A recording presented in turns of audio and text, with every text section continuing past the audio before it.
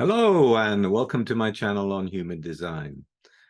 I was chuckling before coming on today as I was thinking about the continuity of our embodying of our design over time. And I was just thinking, back in the day when I was 19, I was volunteering to help out at a homeless shelter in the Cardiff Dock area, picking the lice out of heads and giving them a good shampoo and holding space for them to share their traumas that I could barely comprehend. And then in university, volunteering to be a Samaritan, helping students to get through to another day. And now here I am helping human design people with this beautiful knowledge. It's the viewers here are hopefully not too many of you are suicidal, but there is this curiosity and there is this confusion about the knowledge, because a lot of people that are talking about human design haven't been educated well in it. So there's a lot of watered down and misinterpretations and confusions. And so by rephrasing things, by putting things in the way that I see them, it's helpful to both the curious and the confused and the students and indeed the teachers. When they hear the way that I will see things, it can be useful. So I reckon what I actually do at the moment is a human design help desk. That's what I've decided, a human design help desk. So with no further ado, we go straight on to the first question. And here's a more technical question from Cam. Hi, Richard. I have a question about the design date and solar return chart in human design. I noticed a micro trend on Twitter where human design people observe their design date or body's birthday. In addition to this, it has also become common for people to give themselves human design solar return readings as well on their actual birthday. In my case, I was born on the left angle cross of Endeavored too. However, when I pull up my HD chart on my birthday every year, it falls in the gates 5751. Similarly, when I pull up my design date now, the lines are different. I was born with design Sun Earth 53.2 and 54.2, but now they fall into 53.3 and 54.3 respectively. My question is, if there's any significance to these changes between my natal body graph and my current body graphs, do these changes in gates and lines impact the way I should be living my design and life purpose through the incarnation cross I was born with? Okay, thank you for the question, Cam. And it's great because it kind of gives me the opportunity to open it up to, what is actually the reality. And the reality is that you were born at a specific place at a specific time, in a time when the planets were aligned in a very specific way, and then time moved on. Movement is everywhere. The only thing that endures is change. Life is movement. The Maya is a moving illusion, and yeah, we're patterns in it. But it's, kind of ridiculous to me anyway, to have lots of birthdays. You have one birthday. You were born at that precise moment.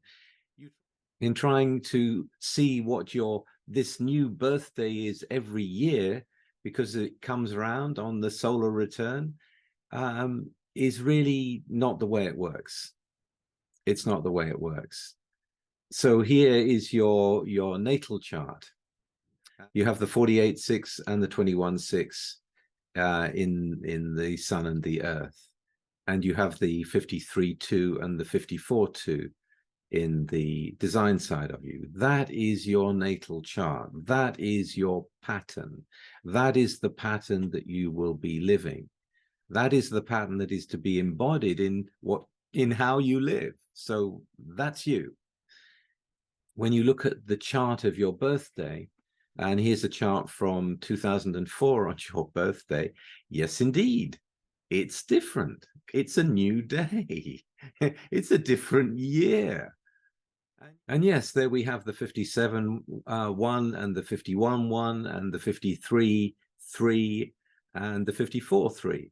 And yes, on that day, you know, the 51, the 57, and the 53 and the 54 are all in different lines. And you haven't got, you know, the 51 and the 57 anyway. So what is going on? So from that point of view, I understand the confusion, but I want you to understand that everything is movement and that you were born at a specific time and there isn't another you. You are unique. If you were born, you know, everything was lined up exactly as it was on your birthday, then there'd be lots of yous. You know, there'd be yous all over the place. There would be a commonality that would be recognizable, but that isn't the case. There is only one you, and you were born on your birthday, and that is your natal chart. If you want to do a solar return reading, you don't just do the chart of the day on your birthday. You use a program that will give you a solar return. In other words, the precise timing according to the sun's position.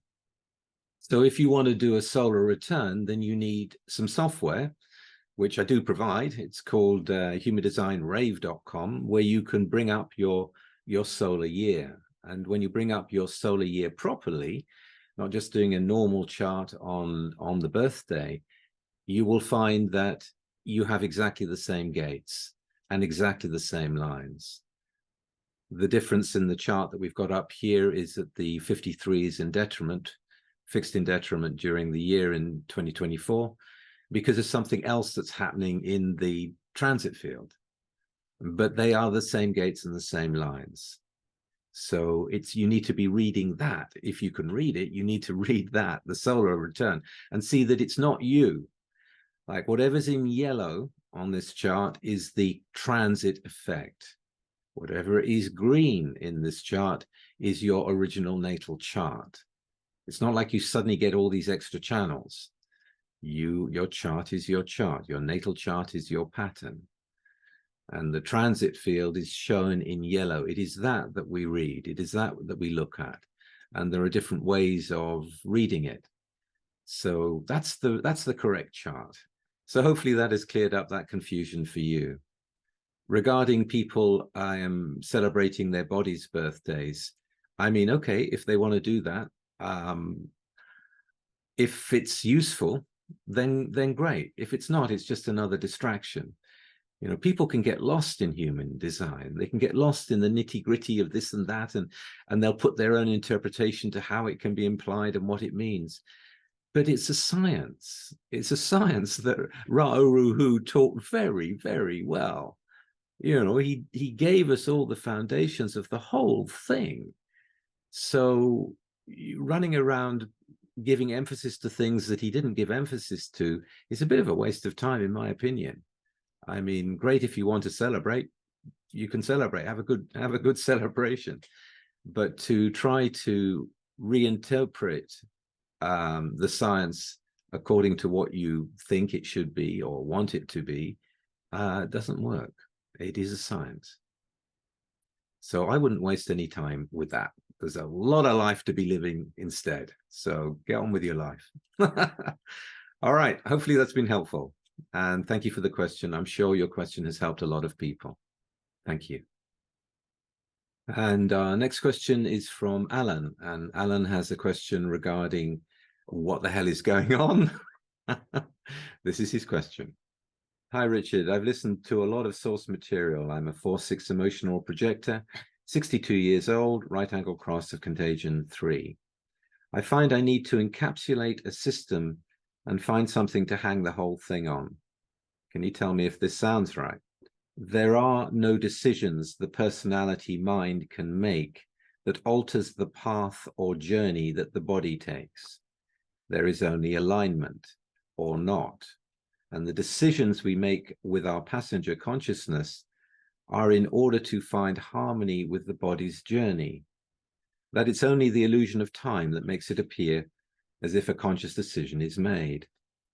When the path we're walking on forks, it appears as though we make the decision to go left or right, but is it that the mind only makes that decision a microsecond after the body has? I get confused by talk of following authority to make life decisions that the conscious mind has no say over. Which is it? What am I missing? Perhaps it's a case of learning to observe how the body is making its decisions, to see the patterns, playing catch up with the body. For an emotional being, or say a triple split that takes time, I wonder that in the moment it would be better to look at our tonal cognition that has no delay, to observe the body making its decision and then wait for a deeper clarity. If it makes sense, I'd like to see human design as if we are the Taoists, leaf on the stream, observing all the changes in life while having no real effect on them. Our only choice to be happy with the journey or not. Thank you for the question, Alan. I would simply point you to the contradictions in your question. You know, a passenger consciousness is a passenger consciousness. In other words, it's just observing. It's not about trying to find the patterns to second guess why the body has given an impulse, or why an emotional wave has moved in a particular way, or whatever. Get the mind right out of the picture. Get the mind right out of the picture. To run the experiment for yourself, your mind is not going to be useful until the decision is made. And the only way to know that is to wait until the decision comes from the body. Then the mind can be useful. I mean, that's really how it works. Trying to work out things in exactly how it works, we haven't got the capacity. You know, our levels of awareness are, to whatever degrees they are, but they're certainly not tracking every single thing that's happening in the body. A lot of it is automatic. You know, breathing is automatic. You know, if you'd have to remember to breathe all the time, it would be very difficult. You know, we do a lot of things automatically. Why get the mind involved? It's only going to interfere. And what use is the conscious mind in a powerful response for a pure generator, a non-emotional generator? The response comes, you know, and that's the answer. It doesn't need to be rethought by the mind unless it involves the mind needing to work out exactly the procedure involved to follow that response, you know, what actions it has to take. You know, you respond to going somewhere, well, you've got to find the transport to go there. That's when the mind comes in. But other than that, it's really gets in the way. It's a very tricky thing. And bringing in the tonal cognition, you know, all that you are is all that you are, and you're already living it. You don't have to bring it in. It's already there. It's already there. You know, otherwise you'll spend your time second guessing what's going on, as you are now, and it gets in the way. So it's an experiment. You fall into the experiment. You let go into the experiment. And the passenger consciousness will observe. Eventually, at the beginning, it's, you know, the mind is going to be your worst enemy. It's going to interfere all the way.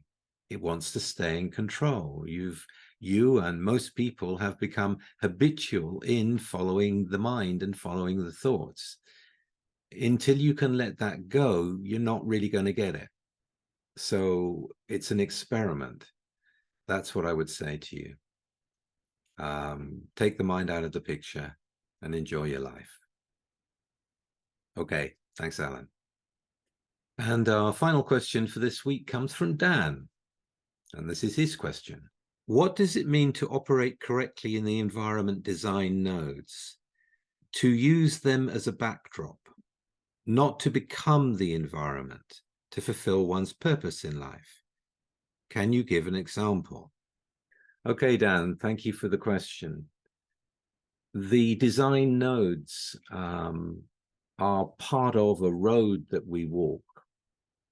So in other words, there's the south node and there's the north node. It is all one road, and it gives you the quality of that road. So as an example, it's not about us using it as a backdrop and not becoming the environment. I mean, how are you going to become the environment? You're going to live in a forest and become a tree? It's not going to work. So it is the road that you walk, but it's also things that are in your design. So how do you operate correctly in your environment? You're going to be walking down the road that you can see in the nodal quality. So in this chart, in my chart, I have the 14 and the 8. So in my case, I've walked down a very individual road. I've been involved in alternatives since I was 19 and reading up about them before then. So I don't really fit in the normal roads that are out there. It's just not my road. I've had to find my own way. And I have, with the 14, the energy to empower people towards their selves, to align to who they are. To them, it's a 14 looking for direction and finding the vision and lifting people up with that power.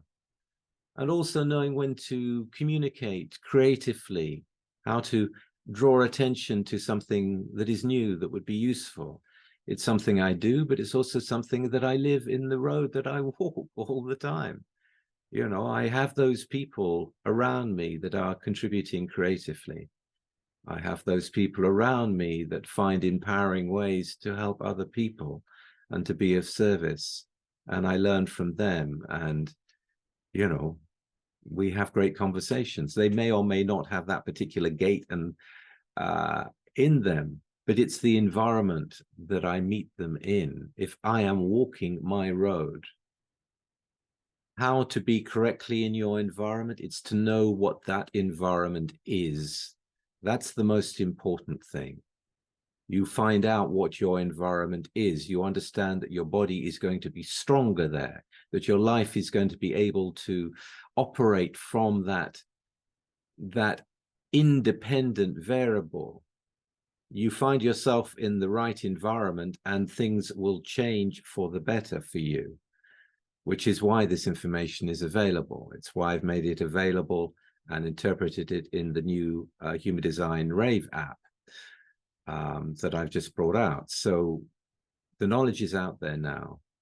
If you're in the wrong environment and you realize it's important, and I'm telling you, it's important, change the environment. Come to the environment that suits you one way or another, and you will see you're walking the road of the nodes that you have, which is a kind of miracle, actually.